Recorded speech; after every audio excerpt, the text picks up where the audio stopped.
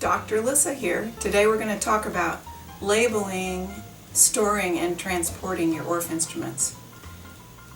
It's important that the bars that come on an instrument stay together. They should always be with the same instrument. And that's really hard to do if you have a lot of instruments and you're constantly having kids remove bars and put them back on, or you take all the extra bars and throw them in a box, heaven forbid.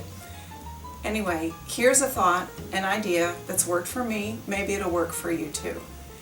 Develop some kind of a numbering system for your instruments. In my classroom, the oldest bass xylophone was BX1, and then the next one that was purchased was BX2. That way I could keep my bass xylophones separate and also keep in mind which ones were the oldest. Inside the box of the instrument, I would write those letters, BX1, with a marker.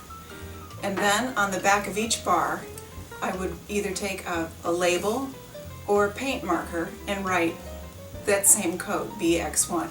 You do the same thing for all of your instruments with your Altos eyes, your soprano xylophones, your glockenspiels, your metallophones.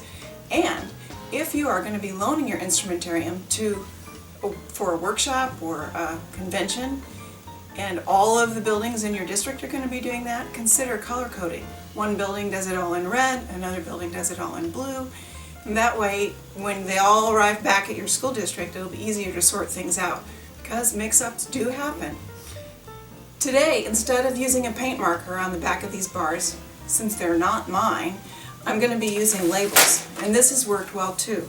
In fact, the AOSA sets of instruments were labeled like this at one time. I don't know if they still are, but they were, because we put the labels on.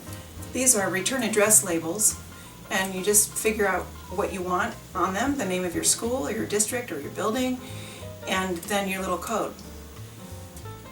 And apply one label to the back of each bar.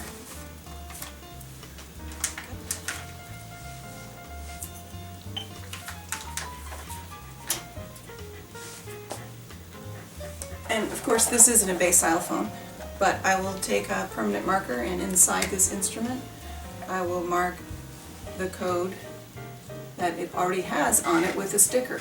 That sticker might come off the box someday, but this marker will be there forever. So this is one way to keep your instruments together and keep the bars with the instrument they came with.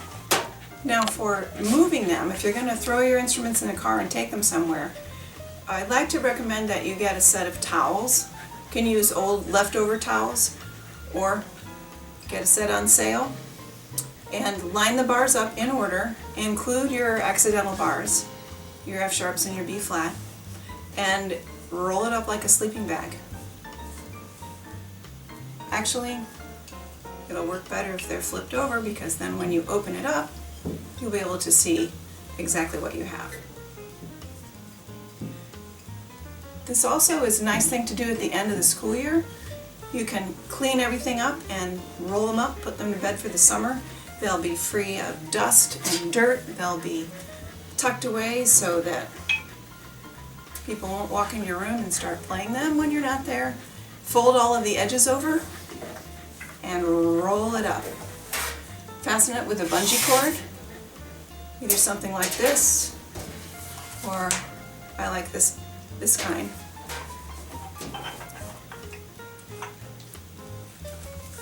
And then take a 3x5 card or a piece of paper that has the code that matches the box and slip it under the bungee cord. You can make many of these bundles.